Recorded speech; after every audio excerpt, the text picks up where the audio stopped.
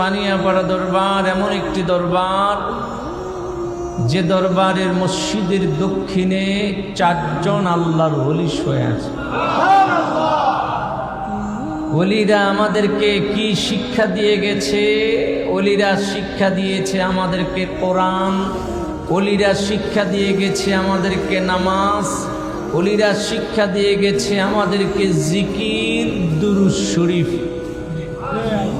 ওলিরা আমাদেরকে শিক্ষা দিয়েছে ইবাদত করতে হবে, গুনাহ ছাড়তে হবে, আল্লাহকে ভয় করতে হবে। ভয় করব কাকে?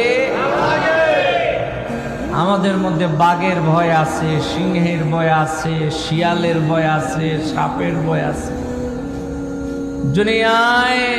দুনিয়ার মানুষেরা কত কিছুকে ভয় পায়, সন্ত্রাসকেও ভয় পায়, পায় না?